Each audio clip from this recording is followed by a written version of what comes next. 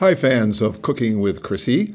Pause the video right here. Do not pass go. Do not collect 200 calories. You need to do all the things on the checklist. And once you've done them all, you're ready to proceed.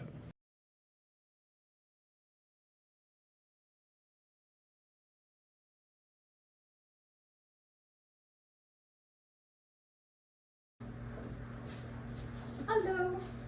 So this is the step number 1, the prep. I have started to warm the oven at 400 degrees. Item number 1. Bullet point number 2 is to trim and peel the carrots. And I am not going to do that. I'm going to trim them but leave the peels on because that's where the nutrition is. And similarly for the broccoli, I probably won't cut but just pull things apart. You can do as you like. And all the small stuff I've corralled into this little bowl where it cannot get away from me, hopefully. I do great magic at losing things. And so, is there anything else on number 1? We're gonna roughly chop the mangoes and zest the lime and then quarter the lime and then come back together for number 2. It occurred to me that the slippery bits can be dangerous under the knife, and I figured out a way to make it much less dangerous. I'm very excited about it. And that is to use your dish towel or hand towel under the bowl for the zesting. That keeps things well under control. And even better, when you are making your carrot sticks, this I just washed, you will first cut it in half. Oh, you have to trim it first. That usually means taking the top off, and sometimes the bottom if it's not looking happy. And cut it in the center, and place it on the towel and the blade in the center. Place your hand over the back of the blade and press down. Et voila. Is that genius or what? And you know what to do the rest with the flat surfaces and so forth. For cutting broccoli, I think also using the stabilizing rag is still great. You insert the knife into the stem and then press down. And that way you get the full stem. And once again, each piece should be as close to the exact same size so that they all cook evenly. It's usually the goal.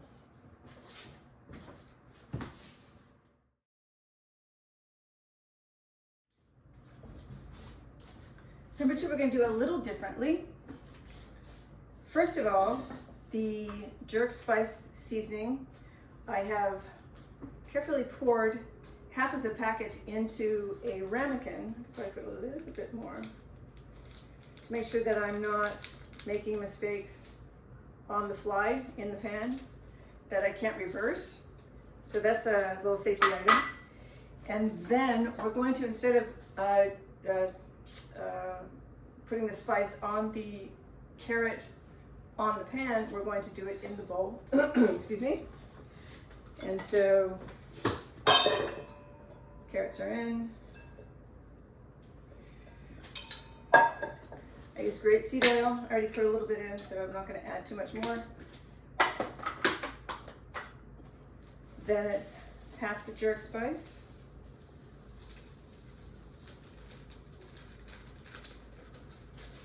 And one thing you should be aware of is these recipes typically call for lots of salt and pepper. It's the way that restaurant cooking and fine cooking is done, but it can be very hard on one's system. So if I tell you to put salt in at a certain point and you don't feel comfortable with it, don't do it. If there's a choice between salting at the end or salting at the beginning, I suggest salting at the beginning so that the flavors get into the food itself. So this is about 1/4 teaspoon, and I think it also adds the pepper as well. Pinch of pepper. and stir to coat. Pepper. Stir to coat.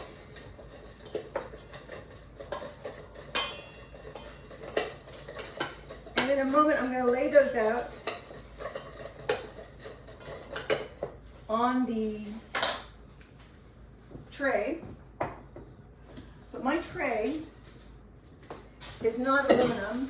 I don't use aluminum. At least I try not to. I'm suspicious about some of my pots and pans. In fact, I'm going to try using all ceramic today. So that will be an adventure. Except for this one item that I can't change. This is a cast iron griddle. And what I decided to do, because initially also the aluminum is obviously a hazard for Alzheimer's, and iron is apparently a hazardous for Parkinson's. So I would suggest perhaps putting a piece of parchment paper down,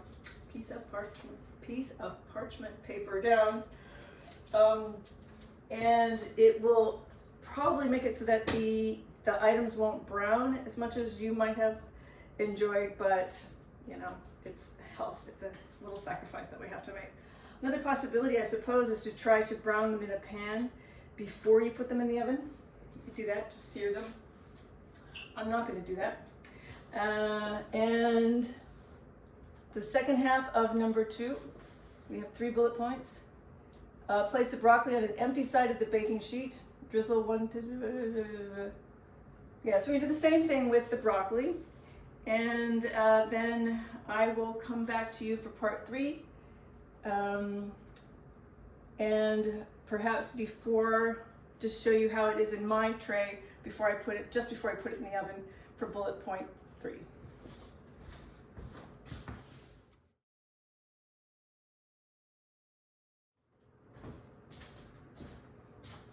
Okay, so that's what I got for the carrots and the broccoli. It's all on one even level, about the same sizes. And I'm going to pop them in the oven now.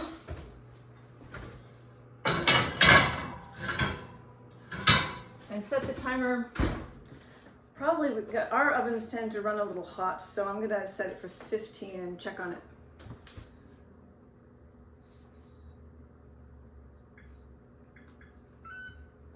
All right, timer set. Which brings us to our next bit, which is the salmon. And the first thing to do is to pat them with dry paper towels to get the excess moisture off. If you have too much moisture on your food, on your meat especially, it will prevent it from being free from the pan. It'll make it stick. So as dry as possible. And then we'll add the jerk spice, I think is the next item. So we're in 3, season the salmon. Put salmon fillets in a dry paper towel, place on a plate, season with salt, pepper, and remaining jerk spice, drizzle with 1 tablespoon cooking oil, rub to coat. And so we shall do all those things. So the first suggested to put on is the salt and pepper.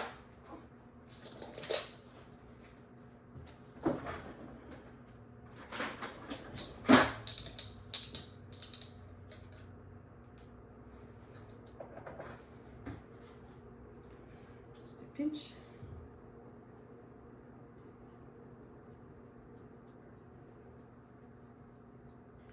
I can leave this out in a ramekin for later too.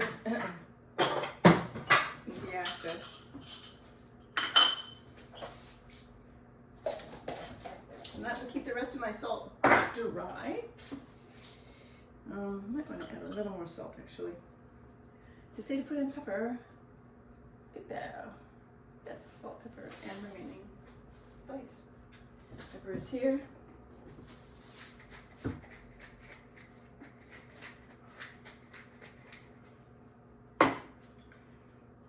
Remaining spice.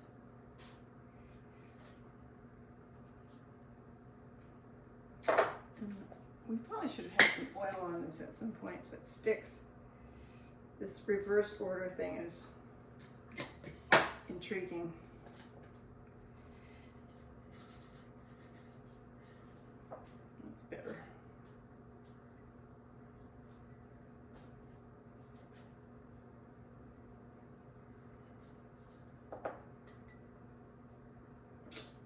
And I'm going to put all the spices and so forth on the flesh side, just in case I don't have a very good experience with the skin. I love the skin, but you know, sometimes it doesn't always cook up so nicely. All right. Rub to coat, which we have done. So now we're going to sear the salmon and roast it.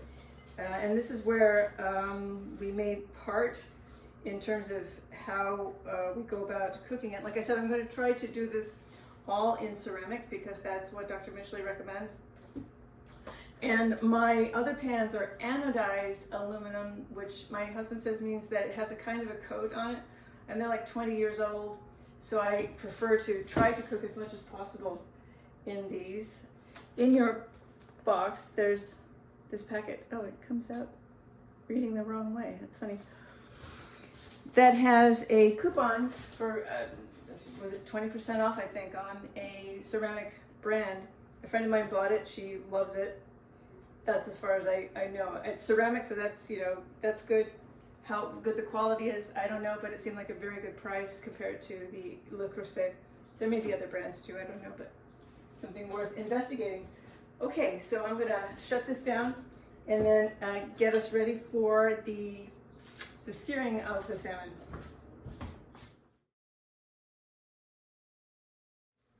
My timer is just going off now. And I'm checking the veggies.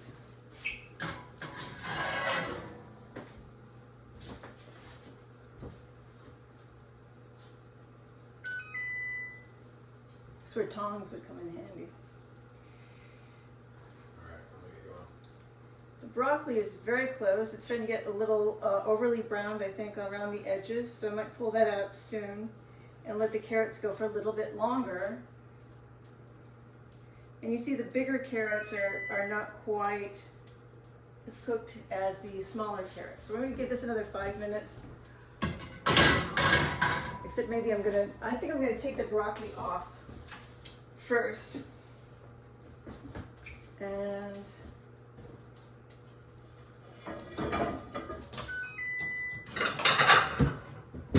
put them in a bowl. Turning off the timer, but putting it on for another 5, because I'm going to lose track of it otherwise. Timer 5 minutes for the carrots. I have a warming drawer, so I'm going to put these broccoli in the warming drawer.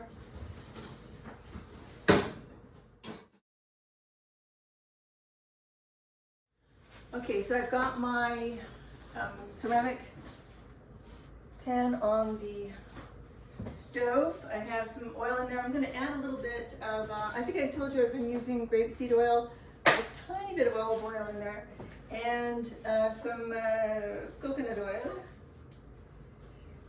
just for kicks.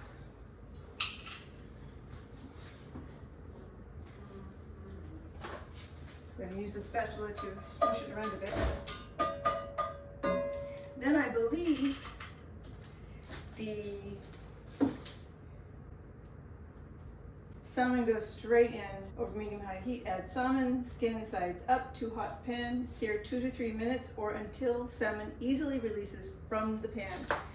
So what I had been taught is that you bring the heat up to a very high, the highest temperature that is allowable by the oil. Oh, forgot to turn the fan on. I'll be having to talk over this, of course. That you bring the heat very high and then choke it when it's at its highest level, and choke it back a little bit. And that will create the non-stick surface for your meat. So it's not always perfect, And if you know a better way, feel free to chime in. Popping these in now. Oh, what do we say? Skin size up first, right? Let's check on that. Skin size up. Okay.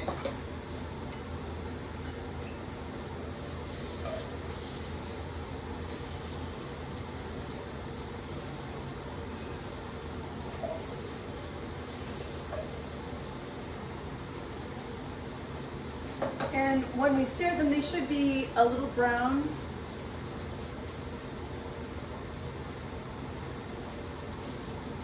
Sort of evenly all along the side that you are searing.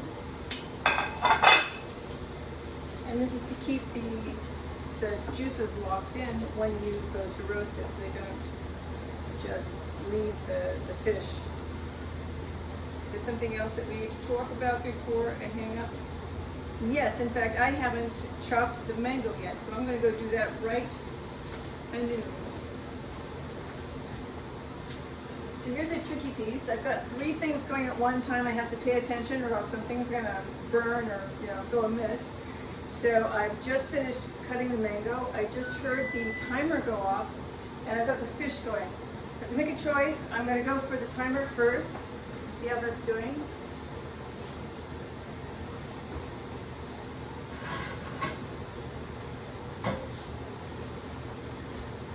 I think the carrots are looking lovely now.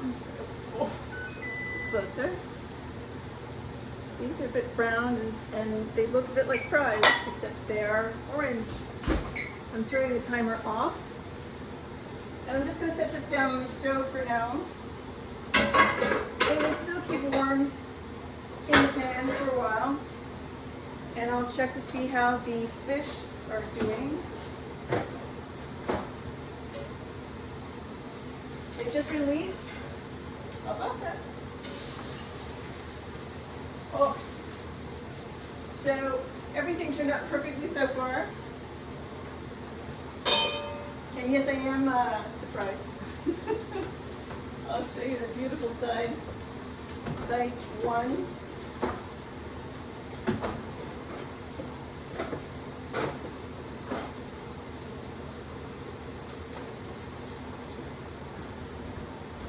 So just check this out. Is that not gorgeous? Okay. So side 2 is on its way. And I've got my mangoes happening here.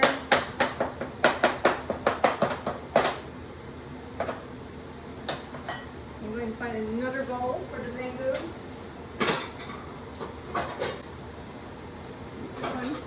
Oh, I also have these wonderful patterns. Picking stuff up.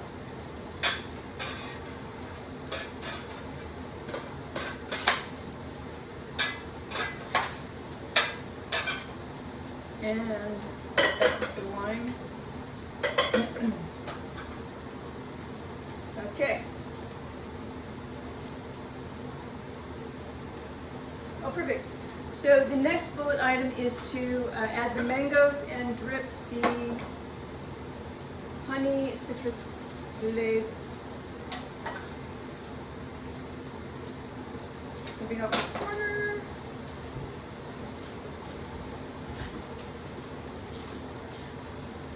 Adding the mango.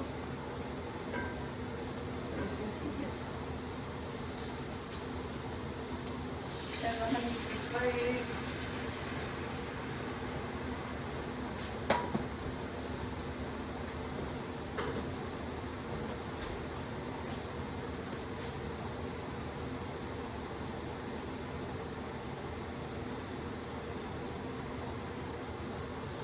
Then we transfer this to the oven. This is an oven-safe pan.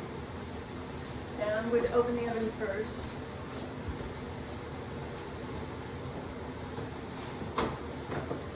Grab my mitts.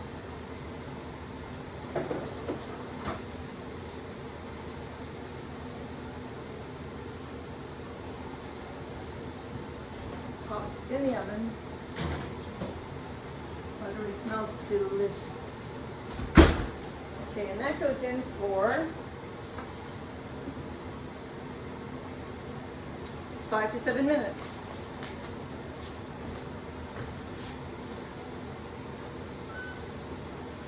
I'm going to start with 5. Ordinarily, everything is designed so that it all comes out together at the end, but I was sort of distracted and doing some other things, and so I'm a little bit out of order, which is why it's great to have a warming oven, or if you have a second oven that you can just turn on to, whatever the lowest temperature is. In the event that your food is not coming out at the same time, that's a good thing to have. And if not, you can always just warm stuff up. Okay, now I think we're just gonna wait. We just check on this. Yes, the last item will be to transfer the salmon to a cutting board after the timer's gone off, so we'll meet back there.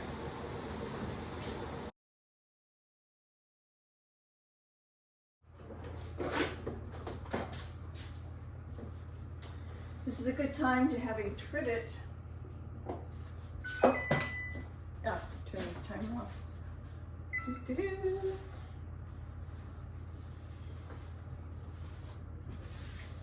Close the hot pan. And as it says, remember everything is quite hot, so have whatever precautions you need to make in order to ensure that you're not going to touch it with your hands. It took me a while to get used to this idea, so that what they taught us years ago was to leave a mitt on the pan so that would remind you, if you came at it quickly, that you had to protect yourself. Okay. Oops. This is looking quite good. And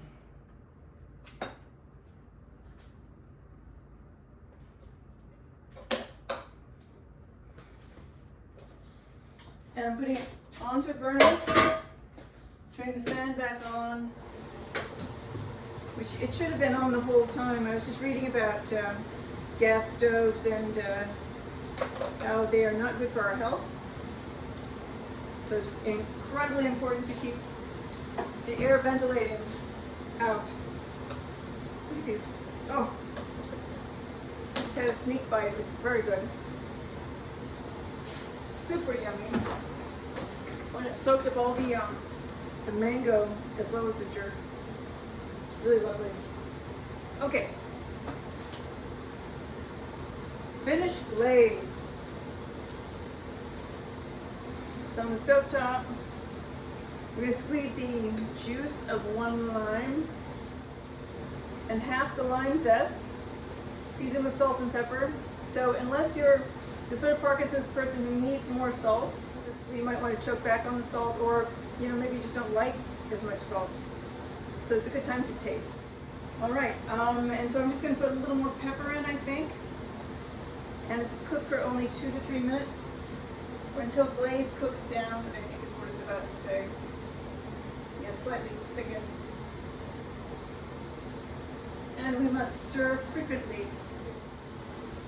They tend to recommend, like this says it's 30 minutes. It did feel like it was a much quicker recipe, so it's a good one for us to start with. There are recipes that can be very complicated, but the more complicated they are, the more delicious they are, and the healthier they are for our Parkinson's on both levels. The one where we're challenged to keep all of this straight, to keep juggling the balls and spinning the plates. At the same time, we are also having so many more spices and different flavors added into the meal that are all good for, oh yes, sniffing, I should have mentioned that before.